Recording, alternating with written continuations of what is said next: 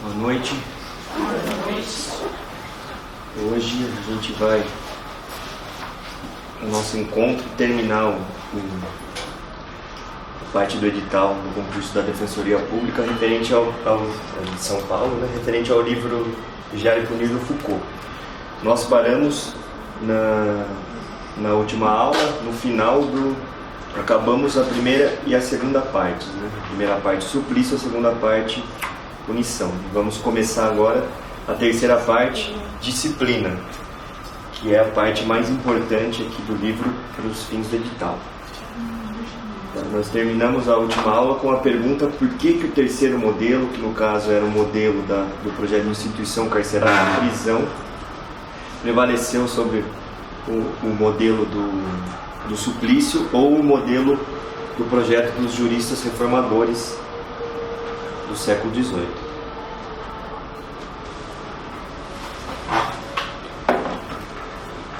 Só para situar vocês, essa terceira parte, disciplina, tem 3 capítulos. Nós vamos estudar os 3. O primeiro, os corpos dóceis. O segundo, os recursos para bom adestramento. E o terceiro, o panoptismo. Tá? Ele abrange os itens 5.3 até o final do edital do 7º concurso da Defensoria. Tá? Depois vocês dão uma olhada, porque o capítulo, os subitens são exatamente os... não todos, mas a maioria deles são exatamente os itens que tem no edital. Então por isso, hoje a aula vai ser um pouquinho conceitual, tá? E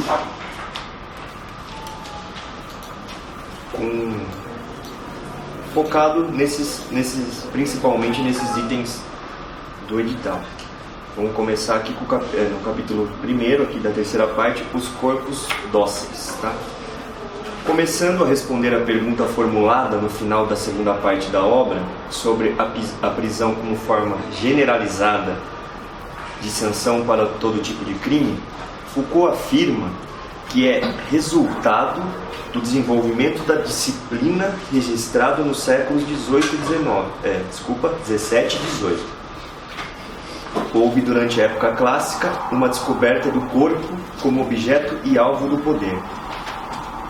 Como eu disse, a partir desse ponto, o texto está cheio de conceitos e definições que já foram e ainda podem ser cobrados nas futuras provas do concurso de filosofia do concurso da Defensoria. Logo no início do capítulo 1, aparece a primeira vez a noção de docilidade do corpo.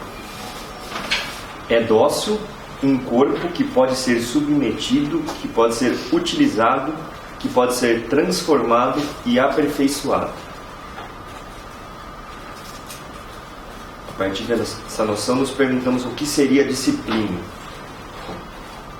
A disciplina é o poder exercido sobre o corpo como coação ininterrupta, constante, utilizando-se, nas palavras do autor aqui, métodos que permitem o controle minucioso das operações do corpo, que realizam a sujeição constante das suas forças e lhes impõe uma relação de docilidade-utilidade.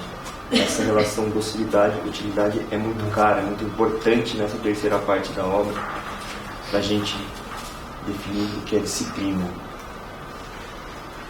É o que podemos, isso que eu acabei de dizer, é o que podemos chamar de disciplina, que se tornou, no decorrer dos séculos 17 e 18, uma fórmula geral de dominação.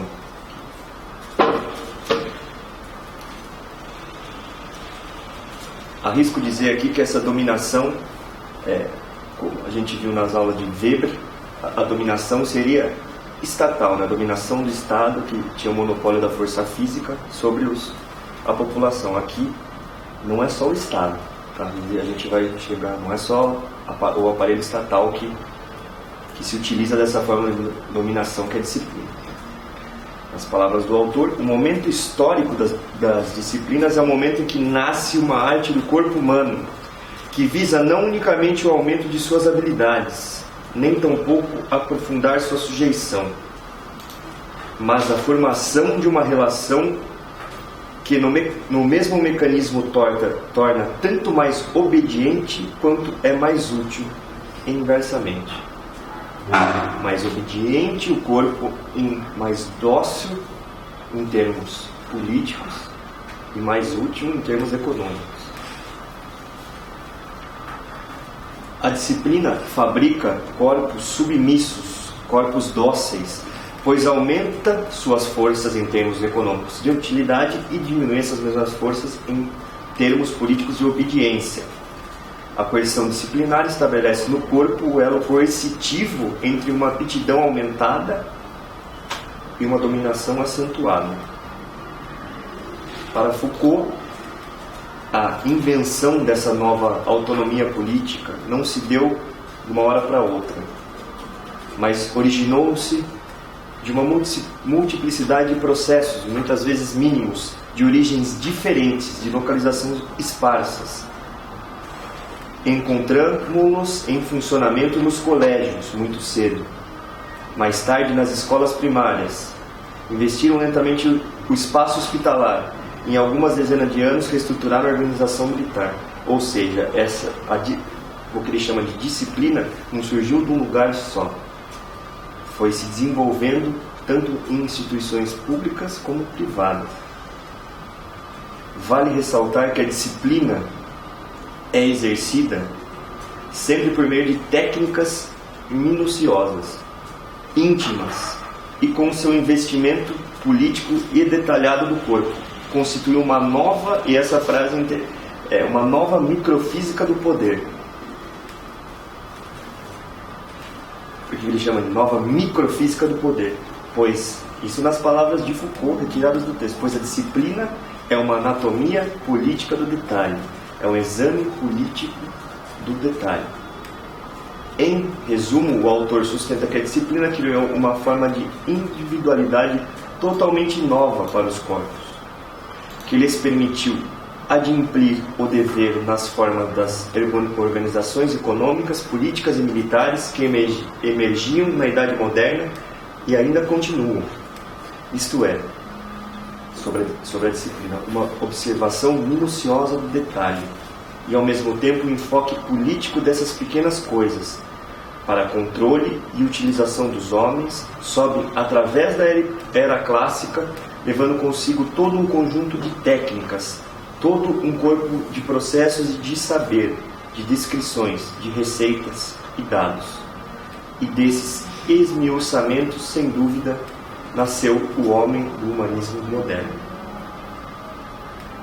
Essa disciplina das individualidades constrói para os corpos que controla 4 funções. E essas 4 funções que eu vou dizer aqui, elas estão no edital. Cada uma corresponde a um item. Tá?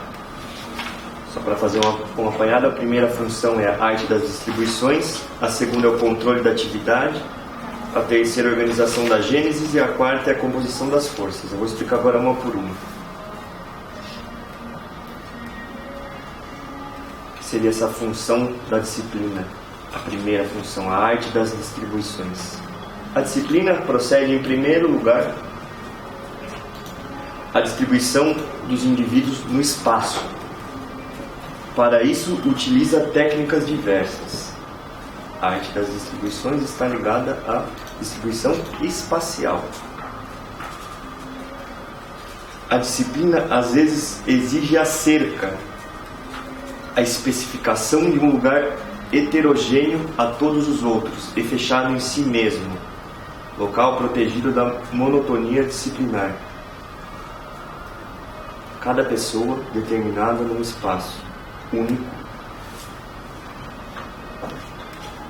Todavia, esse princípio de clausura não é suficiente nos aparelhos disciplinares, pois eles trabalham o espaço segundo o princípio da localização imediata ou do quadriculamento, que significa nada mais nada menos que cada indivíduo no seu lugar e em cada lugar um indivíduo. Ou seja, o espaço disciplinar tende a se dividir em tantas partes quanto corpos ou indivíduos a repartir, a fim de possibilitar ao poder vigiar a cada instante o comportamento de cada um, medindo as suas qualidades, os seus méritos. É um procedimento utilizado, portanto, para conhecer a pessoa, dominá-la e melhor utilizá-la. O espaço das disciplinas é sempre, no fundo, celular. A disciplina, e a qualquer momento vocês podem me interromper aqui, porque é uma parte um pouquinho mais técnica. Estou tentando passar numa linguagem mais palpável, menos abstrata, mas são conceitos, e conceitos às vezes são difíceis de a gente aprendê-los. Então vocês podem, qualquer coisa, vocês vão me parando e vão me perguntando se eu estiver falando rápido. Tá? Eu digo isso porque aqui tem mais um conceito, que a disciplina também se utiliza da regra das localizações funcionais. Não acho, talvez, que vão cobrar de vocês exatamente esses conceitos, mas é bom às vezes saber relacioná-los, e às vezes, por exemplo, regra das localizações funcionais, espaço celular, está ligado à arte das distribuições, que é uma função da disciplina. Fazer mais ou menos esse esquema mental. Mas vamos lá, que eu também preciso passar esse conteúdo para vocês aqui. A disciplina também se utiliza da regra das localizações funcionais. Lugares determinados se definem para satisfazer não só a necessidade de vigiar, mas também de criar um espaço útil. É preciso ainda ligar a distribuição de corpos, a arrumação espacial do aparelho de produção e as diversas formas de atividade na distribuição dos postos. Assim, afixado um posto, um lugar, digamos assim, para cada corpo singular, podemos analisar a força de trabalho de maneira individualizada. Além disso, na disciplina, os elementos são intercambiáveis, pois cada um se define pelo lugar que ocupa na série e pela distância que o separa dos outros. É uma rede de relações, é como uma engrenagem. Cada local é definido. Se não for esse local, a distância entre eles tem que ser definida. É a construção de um mecanismo por meio de pessoas. Ela individualiza os corpos por uma localização que não os implanta, mas os distribui e os faz circular numa rede de relações. E essa parte acho que ilustra melhor o que seria essa arte das distribuições. É a divisão dos corpos em celas, lugares, fileiras. A primeira das grandes operações da disciplina é então a constituição de quadros vivos, que transformam as multidões confusas, inúteis ou perigosas em multiplicidades organizadas. Ou seja, a disciplina serve aqui, multidões para controlar no âmbito político, econômico, num hospital, por exemplo, perigosas, no manicômio, separá-las. Essa organização em quadros nas instituições disciplinares é ao mesmo tempo uma técnica de poder e um processo de saber. De poder porque facilita essa relação de dominação, e processo de saber por quê? Porque dá a oportunidade de estudar cada pessoa na sua individualidade. É isso que é um processo de saber. Você conhecer melhor a individualidade dessa pessoa. Pois organiza a multiplicidade e lhe impõe uma ordem para distribuí-la de forma a tirar o maior número possível de efeitos. Para Foucault, a arte das distribuições é a condição primeira para o controle e o uso de um conjunto de elementos distintos, a base para uma microfísica de um poder que poderíamos chamar celular. Sempre tentar relacionar a arte das distribuições no edital da distribuição espacial, o item. É a mesma coisa aqui, só que com palavras. A arte das distribuições ao espaço celular. Esse é que vocês têm que ligar uma coisa a outra. Segunda função da disciplina, o controle da atividade. Está com o mesmo nome no edital. Como se dá essa segunda função? Pelo horário, controle do tempo, nós vamos falar aqui. Herdado das escolas elementares, a divisão do tempo na disciplina torna-se cada vez mais esmiuçante. as atividades são cercadas o máximo possível por ordens que têm que ser obedecidas imediatamente. Procura-se também garantir a anulação de tudo que possa perturbar e distrair, ou seja, trata-se de constituir um tempo integralmente útil. A exatidão e a aplicação são, com a regularidade, as virtudes fundamentais do tempo disciplinar. Nessa segunda função da disciplina, é importante também a chamada elaboração temporal do ato. É a determinação de um programa, e essa palavra é importante, programa, para cada... O que seria esse programa? Para cada movimento é determinada uma direção, uma amplitude, uma duração. É prescrita a sua ordem de sucessão. Em poucas palavras, o tempo penetra o corpo e com ele todos os controles minuciosos do poder. O corpo e o gesto são postos em correlação. O que isso significa? O controle disciplinar não consiste simplesmente em ensinar ou impor uma série de gestos definidos, mas a melhor relação possível entre um gesto e atitude corporal. Um corpo bem disciplinado forma o contexto de realização do mínimo gesto. É salutar essa articulação entre corpo e objeto. A disciplina define cada uma das relações que o corpo deve manter com o objeto que manipula. É a chamada codificação instrumental do corpo, que, segundo Foucault, consiste em uma decomposição do gesto global em duas séries paralelas. O que é isso? Elementos do corpo que serão postos em jogo, como mão direita, joelho, junto com a dos elementos do objeto manipulado, cano, alça, mira, cão, colocando-os depois em correlação uns com os outros, segundo um certo número de gestos simples. Apoiar, dobrar. Finalmente fixa a ordem em que cada uma dessas correlações ocupa um determinado lugar.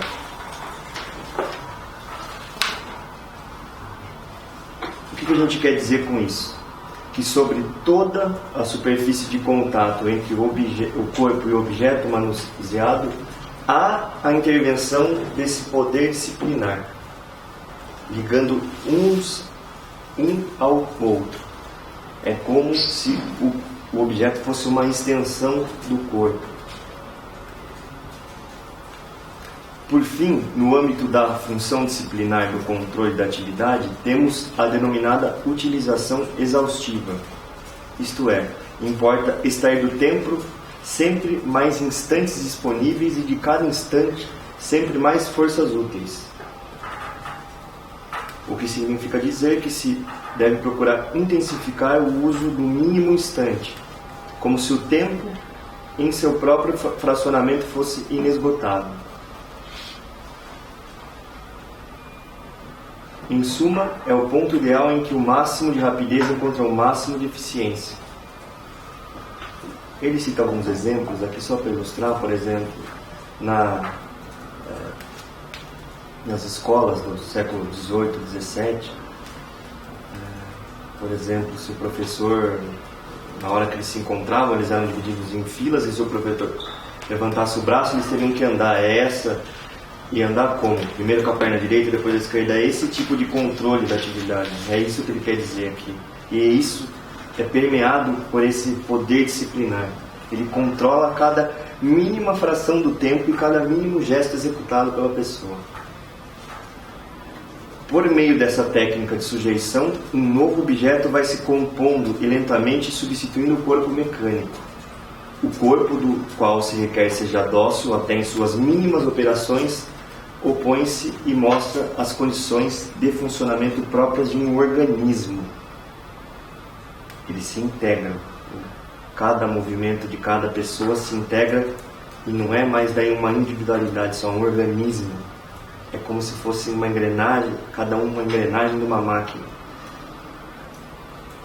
O poder disciplinar tem por correlato uma individualidade, não só analítica e celular, ou seja, está cada um no seu espaço, porém natural e orgânica.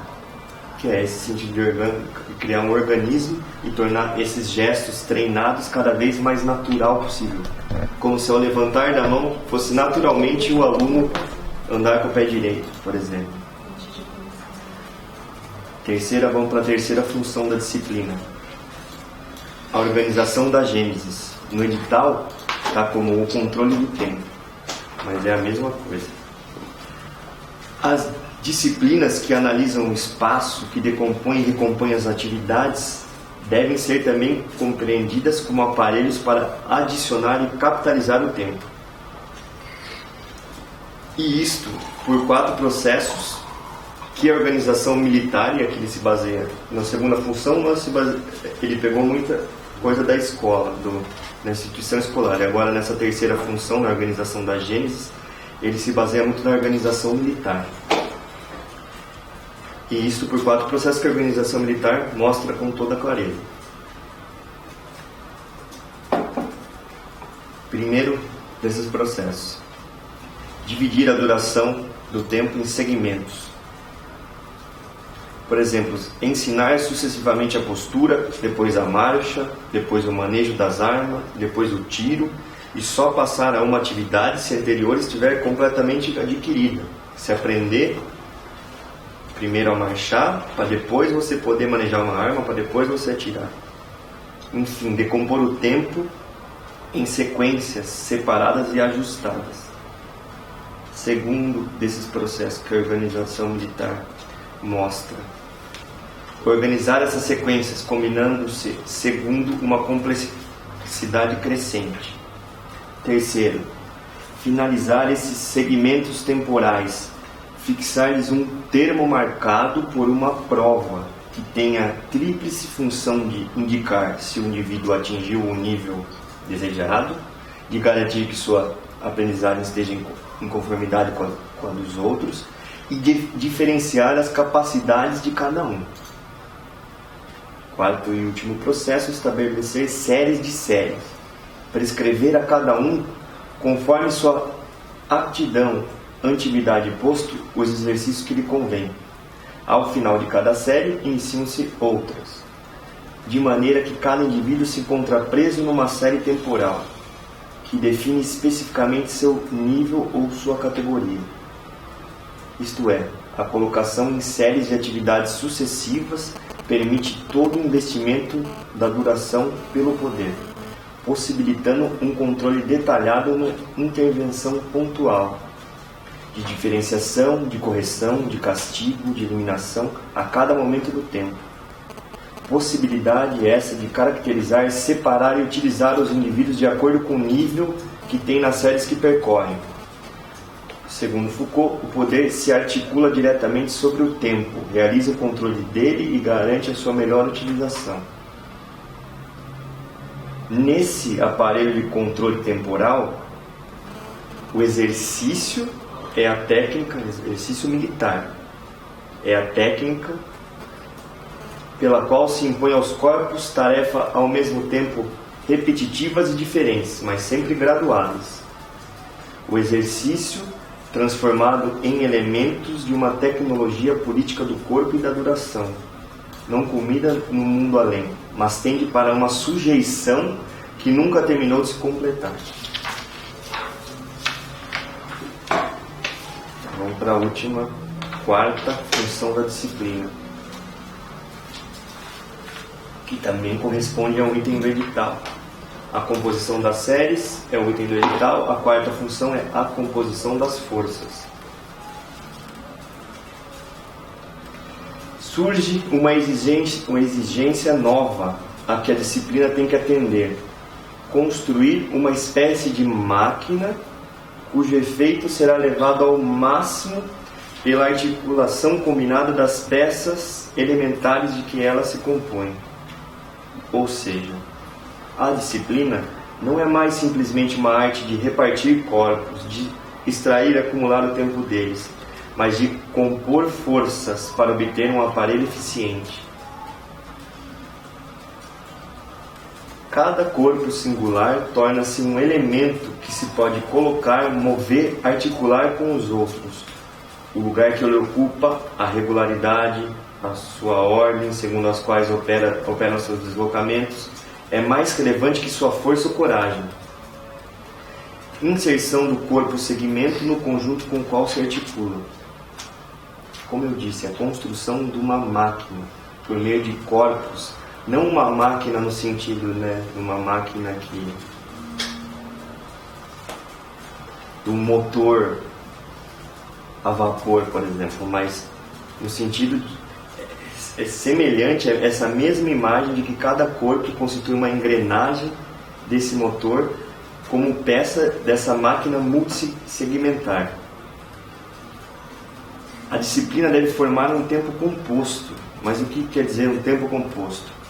Que o tempo de um se deve ajustar ao tempo de outros de maneira que se possa extrair a máxima quantidade de força de cada um e combiná-la num resultado ótimo.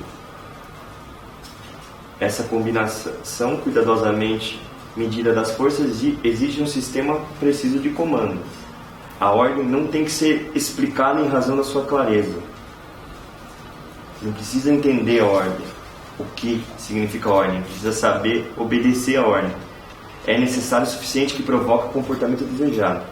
Em outras palavras, o que importa não é compreender a injunção, mas colocar os corpos num pequeno mundo de sinais, a cada um dos quais está ligado uma resposta obrigatória e só uma. Logo, o indivíduo deverá aprender o código dos sinais e atender automaticamente a cada um deles. Essas funções mostram, a que ponto chegava essa relação, esse poder disciplinar, como ele era detalhado, como a disciplina se utiliza do tempo, do exercício, do espaço celular para poder moldar os corpos. São todas essas funções para tornar o corpo cada vez mais útil economicamente, eu insisto, esse ponto é crucial, e mais dócil politicamente. Aqui eu vou citar exatamente, de forma resumida, uma afirmação de Foucault ao final do capítulo, ligando essas funções a palavras-chave, tá? A disciplina produz, a partir dos corpos que controla, 4 tipos de individualidade. Ou antes, uma individualidade dotada de 4 características. É celular, pelo jogo da repartição espacial, é orgânica, forma um organismo, pela codificação das atividades, é genética, pelo exercício e pela forma de acumulação do tempo, de melhor utilização do tempo, e combinatória, pela combinação dessas forças. Para tanto, utiliza 4 grandes técnicas. Cada uma dessas funções tem uma técnica respectiva. Para essa primeira função, que é a distribuição espacial, a arte das distribuições, é a construção de quadros. Para essa segunda função, que é o controle da atividade, são as manobras. Para a terceira, que é a organização da gênese, das gêneses, os exercícios. E para a combinação de forças, a tática. A tática, a arte de construir com os corpos localizados, atividades codificadas e as aptidões formadas, aparelhos em que o produto das diferentes forças se encontra majorado por sua combinação calculada. Essa tática, essa forma de você organizar os corpos de uma forma a moldar uma maquinaria excelente, é a forma mais elevada da prática disciplinar. Ele começa a falar um pouco da política. Teria a política, como técnica da paz e da ordem internas, procurado colocar em funcionamento o dispositivo do exército perfeito, da massa disciplinada, da tropa dócil e útil. Por isso, o sonho de uma sociedade perfeita é facilmente atribuído pelos historiadores aos filósofos e juristas do século XVIII, que seria o projeto dos reformadores, os iluministas. Mas há também um sonho militar de sociedade.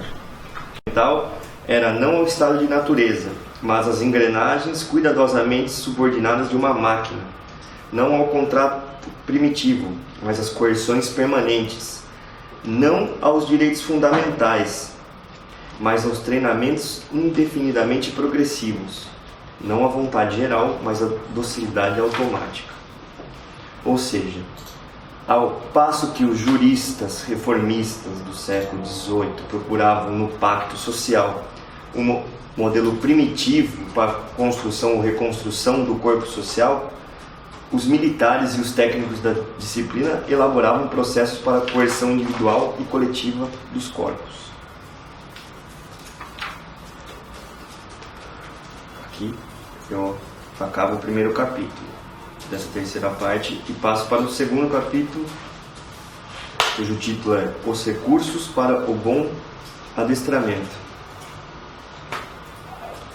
Trata dos instrumentos do poder disciplinar, instrumentos que eles utilizam para poder melhor adestrar os corpos. Tá? Como vimos, o poder disciplinar trata-se de um instrumento de dominação que, ao invés de se apropriar só do corpo e retirar dele forças ou qualquer outra coisa, tem como função maior adestrar os corpos. A disciplina é a técnica específica de um poder que toma os indivíduos ao mesmo tempo como objeto e como instrumento do seu exercício. O sucesso do poder disciplinar se deve ao uso de instrumentos simples e de maneira permanente, que são 3, que também estão no edital, a saber, a vigilância hierárquica, a sanção normalizadora e sua combinação num procedimento que lhe é específico, o exame. São esses 3 instrumentos que o poder disciplinar se utiliza para o adestramento dos corpos.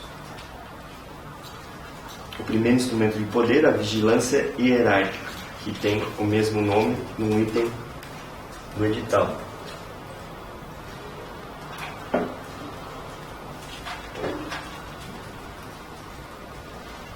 O exercício da disciplina supõe um dispositivo que obrigue pelo jogo de olhar. Eu acho que aqui fica um pouco mais palpável o texto e eu acho que vocês vão conseguir entender melhor como que se dá, como que se quais são as formas que realmente o poder disciplinar tem de instrumento para conseguir dominar os corpos, para conseguir sujeitá-los. O exercício da disciplina supõe um dispositivo que obrigue pelo jogo de olhar, um aparelho onde as técnicas que permitem ver induzam a efeitos de poder e onde, em troca, os meios de coerção tornem claramente visíveis aqueles sobre quem se aplicam. Lentamente, no decorrer da época clássica, são construídos esses observatórios da multiplicidade humana. E aqui, nessa questão da vigilância hierárquica, ele diz que o modelo quase ideal desse observatório, dessa forma de poder que é invisível para quem vê e visível para aqueles que estão sendo observados, é o acampamento militar, em que o poder age pelo efeito de uma visibilidade geral. É o local onde se põe em execução o princípio do encastramento. A própria organização do acampamento funciona como um aparelho de vigilância contínua. O aparelho disciplinar perfeito tornaria possível, num único olhar, ver tudo de maneira permanente. Depois a gente vai chegar, tem a ver isso com o panóptico, que seria, né, um modelo ideal desse poder disciplinar. Tem a ver, mas ainda um pouco mais para frente. Mas o mecanismo é o mesmo. Tornar possível, com um único olhar, ver tudo e de maneira permanente. E aqui, no âmbito das grandes oficinas e fábricas, a vigilância do operário se torna uma função bem definida. mas que deve ser parte integrante do processo de produção. Isto é, a vigilância se torna um operador econômico decisivo, na medida em que é, ao mesmo tempo, uma peça interna no aparelho de produção e uma engrenagem específica do poder disciplinar. Todavia, é necessário advertir que a vigilância hierarquizada, contínua, funcional, não é uma invenção técnica do século XVIII, mas sua extensão deve sua importância às novas mecânicas de poder que traz consigo. O poder disciplinar, graças a ela, torna-se a vigilância hierárquica, torna um sistema integrado, ligado do interior à economia e aos fins do dispositivo onde é exercido. Organiza assim como um poder múltiplo, automático e anônimo, pois seu funcionamento é de uma rede de relações de alto a baixo, mas também de certo ponto de baixo para cima e lateralmente, para todos os lados. São fiscais perpetuamente fiscalizados. Isso é o que permite ao poder disciplinar ser absolutamente indiscreto, pois está em toda parte, sempre alerta, pois em princípio não deixa nenhuma parcela às escuras. É ao mesmo tempo absolutamente discreto, pois funciona permanentemente e em grande parte em silêncio. Poder esse que é, em aparência, ainda menos corporal, por ser sabiamente mais físico. E agora a gente vai para esse segundo instrumento do poder disciplinar, e daí eu vou fazer uma pausa. Se vocês tiverem alguma dúvida, daí depois vocês perguntam aqui, para a gente não perder o fio da meada. Esse segundo instrumento, a sanção normalizadora, corresponde a um item do edital também, do mesmo nome. O autor inicia sua fala afirmando que na essência de todos os sistemas disciplinares funciona um pequeno mecanismo penal. Sanção já liga com penal. As disciplinas estabelecem uma espécie de infrapenalidade, pois atingem espaços deixados vazios pelas leis, qualificando e reprimindo um conjunto de comportamentos que escapavam aos grandes sistemas de castigo por sua relativa indiferença. Aqui é possível fazer uma associação com a questão dos focos de ilegalismo, na época do suplício, ilegalismos que eram tolerados pelo poder do soberano e que depois se tornaram incômodos para a classe burguesa, que passaram de ilegalismo para ilegalidades.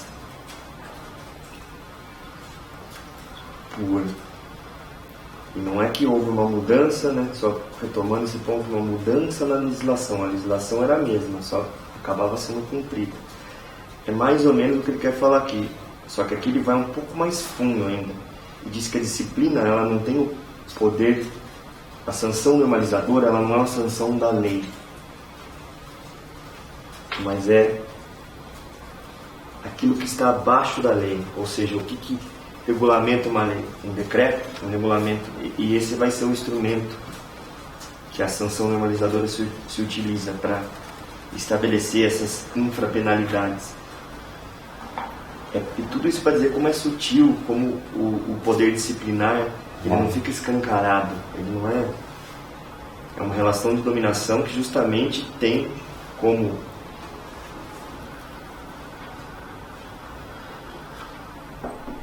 tônica não parecer escancarado, excessivo, como era o poder do soberano, talvez dos suplícios, né? Na oficina, na escola, no exército, funciona como repressora toda uma micropenalidade do tempo. Se você faltou, você toma uma punição. Se você se atrasou 5 minutos, uma outra punição. Uma micropenalidade tanto do tempo, da atividade, né? A desatenção podia te dar um ponto negativo, por exemplo. Uma negligência no âmbito do exército, se é um crime, pode ser punido, né? Então é toda uma micropenalidade do tempo, da atividade, da maneira de ser, dos discursos, do corpo, até da sexualidade. Ao mesmo tempo, é utilizada a título de punição toda uma série de processos sutis, que vão do castigo físico leve a privações ligeiras e a pequenas humilhações. Tudo que possa servir para punir a mínima coisa, que cada indivíduo se encontre preso numa universalidade punível ou punidora. A disciplina traz consigo uma maneira específica de punir, qual seja a inobservância, tudo que está inadequado à regra, tudo que se afasta dela, os desvios. É passível de pena o campo indefinido do não conforme. Que a lei não regula, a disciplina se apropria. Assim, o castigo disciplinar tem a função de reduzir os desvios. Deve ser corretivo. Ou seja, ela visa menos a vingança do que a repetição. Castigar nada mais é que exercitar o bom comportamento. Aumentar a utilidade econômica do corpo. A punição na disciplina não passa de um elemento de um sistema duplo, gratificação-sanção. E é esse sistema que se torna operante no processo de treinamento e de correção. Deve-se evitar o castigo, o tanto quanto for possível, buscando meios de tornar a recompensa mais frequente que a pena. As pessoas têm que observar o poder disciplinar, não age, vamos dizer assim, prestigiando a forma da punição, o castigo, mas busca tornar a recompensa mais atraente e por isso a pessoa obedecer aos comandos, por exemplo. Esse mecanismo permite um certo número de operações características da penalidade disciplinar. Em primeiro lugar, em vez da simples separação do proibido, todo o comportamento cai no campo das boas e das más notas. É possível estabelecer uma contabilidade penal que permite obter o balanço positivo de cada um. Por meio dessa, que ele chama de microeconomia de uma penalidade perpétua,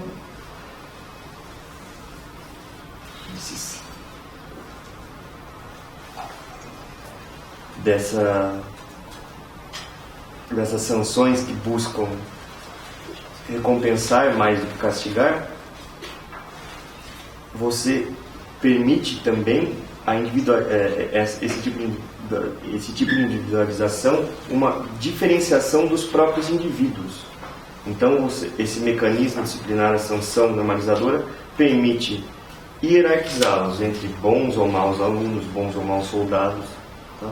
Bons ou maus operários.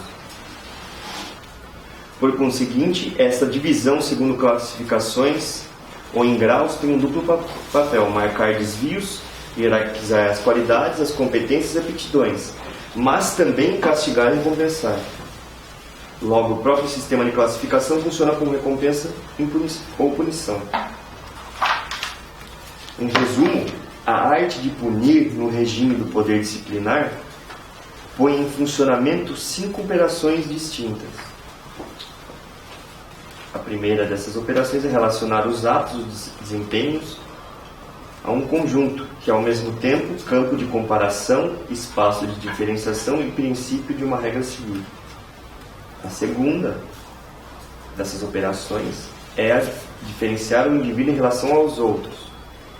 A terceira é medir em termos quantitativos e hierarquizar em termos de valor as capacidades, o nível, a natureza de cada um dos indivíduos. A quarta operação é fazer funcionar por meio dessa classificação a coação de uma conformidade a realizar. E a quinta e última é traçar o limite que se definirá a diferença em relação a todas as diferenças, a fronteira externa do anormal.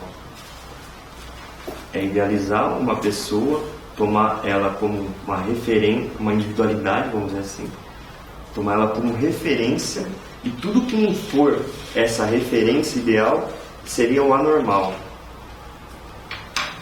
Segundo o autor, a penalidade perpétua que atravessa todos os pontos e controla todos os instantes das instituições disciplinares compara, diferencia, hierarquiza, homogeneiza, exclui. Em uma palavra, ela normaliza. Daí porque o nome sanção normalizadora. Assim, sendo assim, é possível afirmar que os dispositivos disciplinares criaram uma penalidade da norma, que é irredutível em seus princípios e em seu funcionamento com a penalidade tradicional da lei. É diferente da punição legal do crime. Um castigo escolar em razão de baixa nota não é um crime, é uma penalidade disciplinar. Tá? É isso que ele quer dizer. É corrigir comportamentos por meio de mecanismos que não devem ser penais, mas que não estão na legislação, né, em vigor. Assim como a vigilância hierárquica, né, que é o primeiro instrumento, e junto com ela ele chama aqui de regulamentação. A regulamentação, né, que é a sanção disciplinar deve, por ser infralegal, tem que ser regulamentada, é um dos principais instrumentos do poder no fim da era clássica. De certa forma, o poder regulamentar obriga a homogeneidade, mas individualiza, permitindo medir os desvios, determinar os níveis, fixar as especialidades e tornar úteis as diferenças, ajustando-se umas às outras. Compreende-se que o poder da norma funcione facilmente dentro de um sistema de igualdade formal. Na lei todos são iguais, mas na prática não é verdade isso. Pois dentro de uma homogeneidade, que é a regra, ela introduz como imperativo útil e resultado de uma medida toda a gradação das diferenças individuais. A punição, a sanção normalizadora, mecanismo do poder penal, vamos dizer assim, do poder disciplinar, ela permite que a gente diferencie os indivíduos. Como bom aluno, mau aluno, eu disse anteriormente, bom soldado, mau soldado.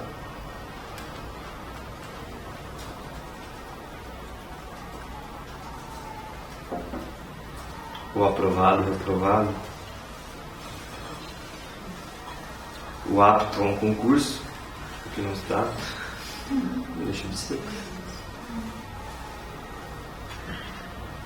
Em apartada síntese, podemos definir a sanção normalizadora, segundo instrumento do poder disciplinar, que além de ser um mecanismo específico de punição do poder disciplinar, é, ao mesmo tempo, um exercício da conduta dos indivíduos, ou seja, uma forma de impor a repetição a comportamentos desviados, ou seja, mais ainda, uma forma de você treinar o corpo para ser mais dócil.